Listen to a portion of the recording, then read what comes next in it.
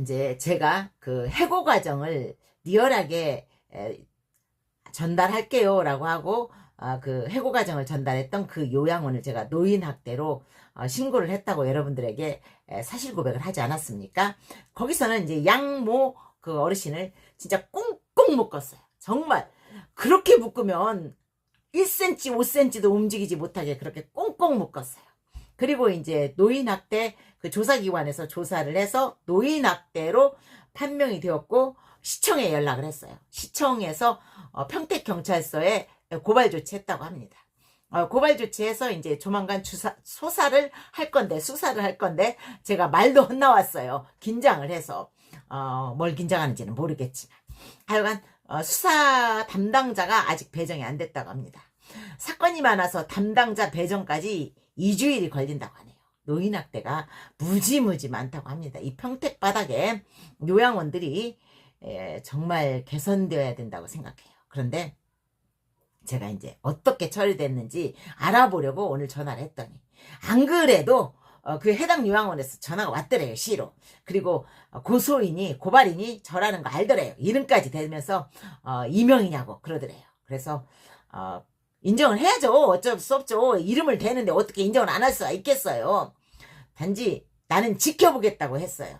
이렇게 노인학대가 만연한 요양원이 저렇게 더 많은 어르신들을 모으려고 홍보를 하고 더 많은 어르신들을 지금 모아가고 있다는 것은 크게 잘못됐다라는 생각이 들어요. 제 생각은 그래요. 하여간 그 요양원에서는 식사 또한 너무너무 부실해서 제가 물어봤어요.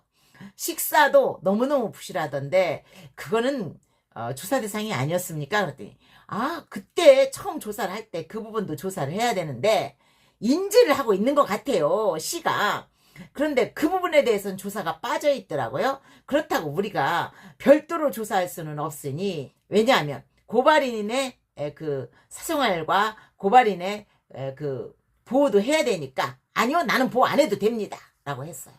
하여간 그 부분에 대해서는 추가 조사는 없겠지만 우리가 인지는 하고 있다 라는 뜻으로 말씀을 하신 걸로 저는 알고 있어요. 제가 그러면 경찰서에 가서 나는 참고인 조사도 받을 의향이 있습니다. 철저하게 응징하고 싶습니다 라고 했어요. 내일도 아닌데 또 남의 일에 나서서 몽둥이를 맞을지는 몰라요. 그런데 적어도 가련하잖아요. 어르신들이 고아원에 있는 애들 참 가련하죠. 저는 옛날에 고아원에 있는 애들만 불쌍하다고 생각을 했어요.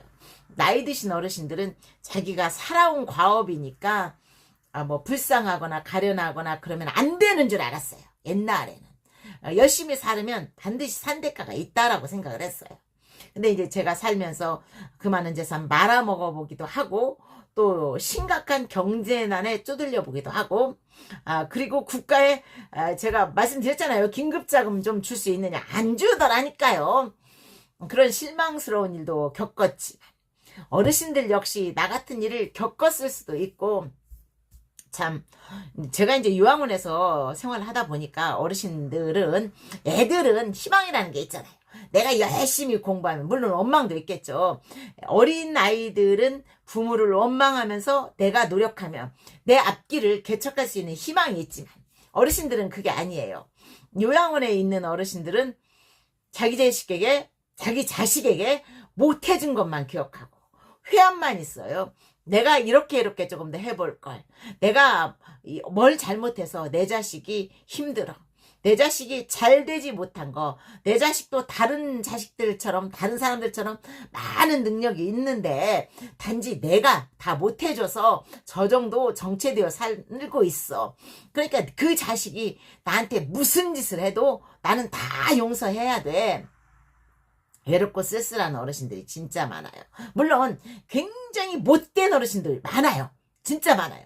그 못된 어르신에 대한 이야기는 또 제가 나중에 천천히 이야기하기로 하고 그 불쌍하고 가련한 어르신들을 보면서 정말 내 자신이 뭔가 해드리고 싶다라는 생각을 했어요.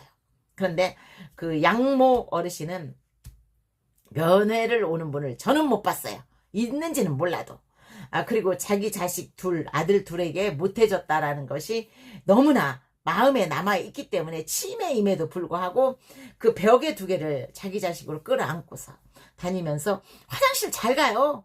아주 그냥 사는 데는 일상생활을 하는 데는 불편함이 없는 분이에요. 근데 왜 그렇게 그분을 미워했는지 그건 모르겠어요. 밤마다 꽁꽁 묶었어요.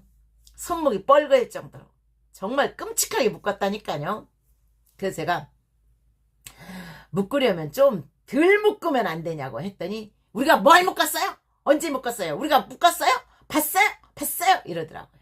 내가 봤는데 그동안 내가 그 요양원에서 근무를 하면서 거의 한 달 그 매일매일 밤마다 묶는 걸 봤는데 곧다구로 이야기를 하더라니까요. 간호사가. 만약에 어떤 요양보호사 선생님이 묶었다면 바로 요양보호사 선생님이 묶었나 보네. 그런 일 없도록 바로 시정 조치할게요. 누가 묶었죠? 그러면서 CCTV 확인해보고 묶은 선생님한테 뭔가 책임을 묻겠죠. 그러면서 반드시 묶어야 된다면 허락을 받고 조금은 움직일 수 있는 숨통은 더 해줬겠죠. 바로 그렇게 말할 때 제가 알아볼 수밖에 없었어요. 제가 적어도 그래도 소설을 3권이나 출판한 작가이고 또 어떤 팩트를 다큐멘터리를 출간한 작가인데 제 책이 국립중앙박물관 지하 창고에 있고 대구의 또 대학교 도서관에 박물관에 소장돼 있을 정도입니다. 물론 대중성은 없어요. 그러나 그 다큐멘터리적인 그 사실적인 어떤 역사적 가치는 있는데 하여간 융통성은 없지만 적어도 도리가 뭔 줄을 안다라는 뜻으로 제가 이 말씀을 드린 거예요. 그런데 그렇게까지 묶는 것을 보고 또 그것을 문제 삼는 나를 보고 정색을 하면서 나를 질책하고 그리고 사직하면 어떻겠냐라고 해서 제가 권고사직으로 써달라고 했어요. 참 문제가 심각한 일이었었죠. 심각했어요. 아주 나한테는 충격이었고요. 적어도 어르신들을 상대로 장사를 하면서 요양원이 아니었어요. 그건 복지시설이 아니었어요. 장사였어요. 주말이면 해당 의사선생님이 와서 가족인 분이 그분이 와서 주사 빵빵 놓고 한 대에 적어도 5만원 10만원은 가지 않을까요? 제 생각이에요. 가격의 팩트는 체크하지 않았어요. 근데 그거 빵빵 놓으면 어르신들이 거절할 수 있겠어요? 나는 안 맞는다고 하면 내 자식이 부담될지언정 그거 맞을 수밖에 없지만 또 자기 식에게 미안해서 어르신들 많이 힘들어할 거 아니에요. 그런 장사를 하면서 인맥을 통해서 어르신들을 모으고 이거 정말 잘못됐다라는 생각이 할 수밖에 없는 거죠. 할 수밖에 없어요. 문제가 심각했어요. 아무리 어떤 어르신이라 하더라도 불쌍한 어르신이면 더욱더 인격적으로 대해야죠. 그렇게 하면 안 되는 거예요. 그 요양원은 문 닫아야 돼요. 제가 나중에 요양원 공개하겠습니다.